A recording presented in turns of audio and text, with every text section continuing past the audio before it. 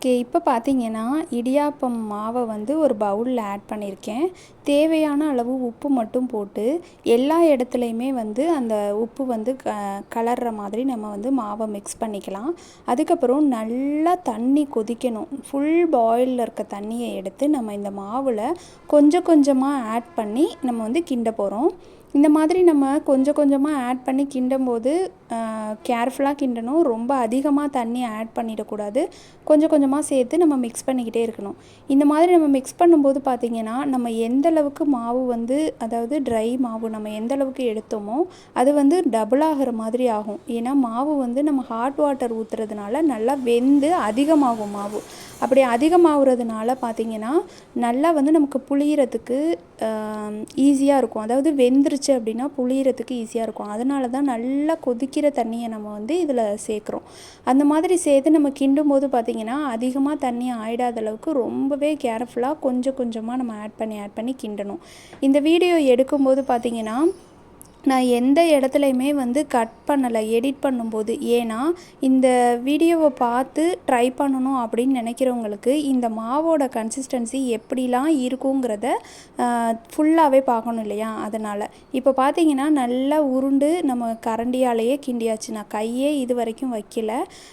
இந்த மாதிரி வந்ததுக்கப்புறம் பார்த்திங்கன்னா தண்ணி போதும் அப்படின்னு நமக்கு நினைக்கிற அளவுக்கு வந்ததுக்கப்புறம் நம்ம வந்து எண்ணெய் ஒரு 2 ஸ்பூன் அளவுக்கு ஊற்றிட்டு கரண்டியாலேயே அந்த எண்ணெயை வந்து எல்லா இடத்துக்கும் படுற மாதிரி இந்த மாதிரி நான் கிண்டுறேன். ஒரு கையில் கேமரா வச்சுருக்கனால இந்த மாதிரி அந்த பாத்திரம் வந்து ஆடிட்டே இருக்குது.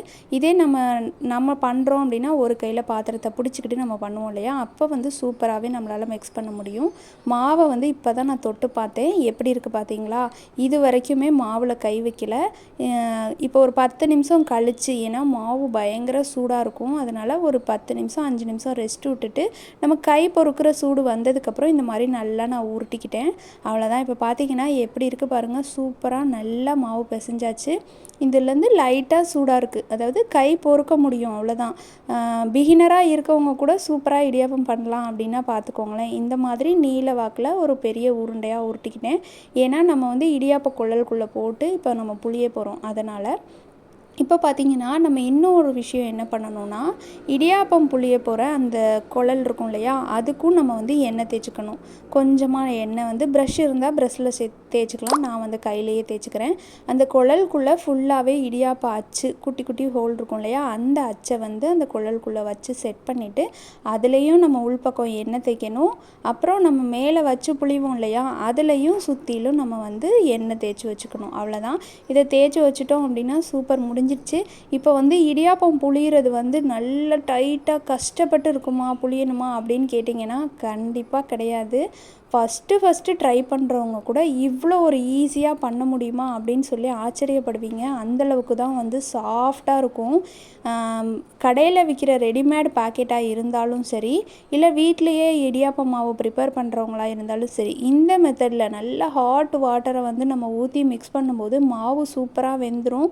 நல்லா நம்ம கிளறிட்டு கையாலையும் பிசைஞ்சு விட்டுட்டோம் அப்படின்னா சூப்பராகிடும். எண்ணெய் கண்டிப்பாக மாவில் வந்து போடணும். அதுக்கப்புறம் இந்த மாதிரி ரெடிமேடாக நிறைய அச்சு இடியாப்பம் புளியிற தட்டுன்னே விற்கிது கடைங்களில். அதை கூட வாங்கிக்கலாம்.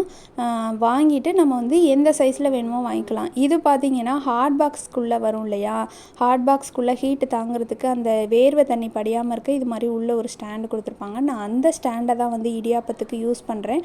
ஆனால் குவாலிட்டி இல்லாத பிளாஸ்டிக்லாம் யூஸ் பண்ணிடக்கூடாது. ஏன்னா நம்ம வந்து ஹாட்டாக வந்து அது வேக போகுது. அதனால் பாத்திரத்துக்குள்ளே வச்சு வேக விட போகிறோம். ஸோ இப்போ மட்டமான குவாலிட்டியான இருக்கிற பிளாஸ்டிக் வந்து யூஸ் பண்ணக்கூடாது.